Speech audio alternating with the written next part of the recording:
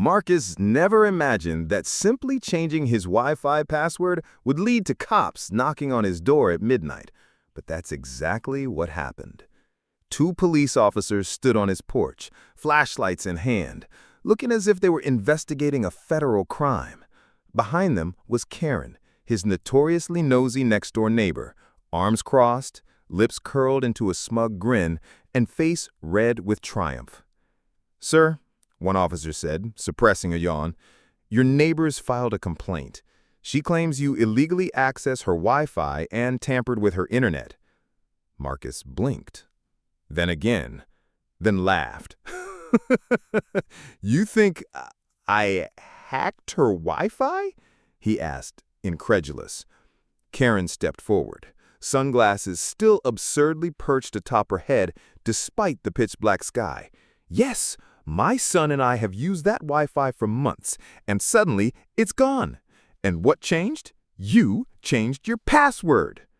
Marcus gaped. "You just admitted to using my Wi-Fi, without permission, in front of the police." The younger officer sighed. "Sir, care to explain?" Marcus rubbed his face. "Sure. My internet was crawling, so I checked my router, found a bunch of unknown devices connected. I changed the password. That's all I did." Karen gasped, as if he'd confessed to war crimes. "Exactly. You cut off our access without warning. That's illegal." The older officer finally stepped in. "Ma'am, your neighbor has every right to secure his own internet." Karen scoffed. "This is a community. We share things. Now my son can't do his homework." Marcus raised an eyebrow. "Your son spends every night screaming into his gaming headset. How dare you?" The officers exchanged a look. The younger one turned to Marcus. "Do you want to press charges?" "Technically, unauthorized usage can be considered theft." Karen's face drained of color. Marcus paused, weighing his options. "Nah," he said. "I just want to sleep." The officers nodded, relieved. "Ma'am, stop using your neighbor's Wi-Fi. Get your own. Good night." Karen stormed off, but not before shrieking, "This isn't over!"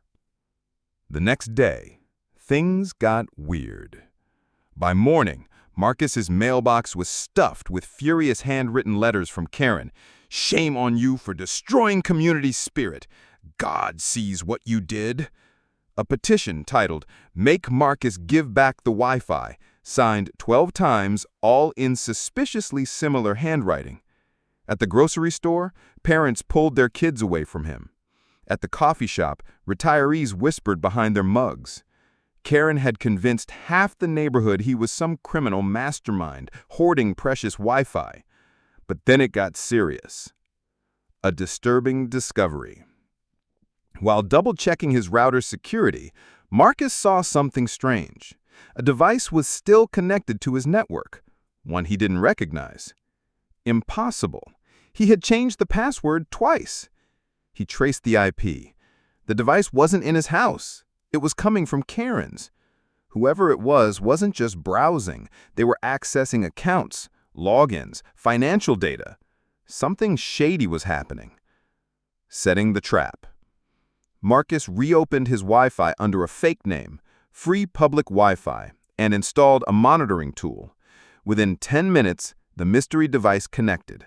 It accessed banking info, cryptocurrency wallets. This was cybercrime. If it continued, it could get traced back to him. He needed proof. Marcus printed detailed logs and went to Karen's door. She answered with her usual scowl. "Here to apologize?" "No. We need to talk." She rolled her eyes. "What now?" He held up the evidence. "Someone in your house is hacking through my Wi-Fi." She snatched the papers and scoffed. "This means nothing." Then, as she looked again, her expression changed. She turned sharply. "Brad?" Her teenage son appeared upstairs, laptop in hand, looking panicked. "Explain this," she demanded. I don't know what that is," he stammered. "Give me the laptop." "No!" Karen lunged and ripped it from him. She stormed downstairs, flipped it open, and froze. Streaming accounts, banking info, cryptocurrency keys, stolen identities. Karen stared in horror. "Brad, what is this?" Brad turned pale. "It's the streaming stuff, Mom. Everyone does it." Marcus crossed his arms. "And the crypto wallets?" Karen looked ready to faint. "We'll trace this." Then she spun around. "You did this! You hacked our Wi-Fi!" Marcus blinked. "Karen, you just shouted, 'Delete everything.'" She turned to Brad, whispering urgently, "We can make this go away. I make great cookies. Or money. I'll pay you." "I'm allergic to gluten," he deadpanned. Then a knock at the door. A deep voice echoed. "This is the FBI. We need to speak with Bradley Smith." Brad froze. Karen gasped. Marcus sipped his coffee. Karen turned wild-eyed. "You called them?" "You're welcome," he said calmly. She grabbed Brad. "Go delete everything." "Mom, that's not how this works." Then she ran. Crash!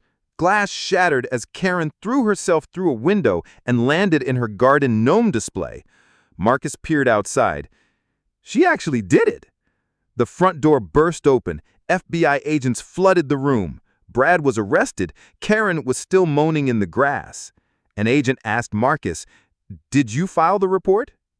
"I just changed my password." Turns out Brad had been hacking accounts across multiple states. Karen wailed, "He's just a child."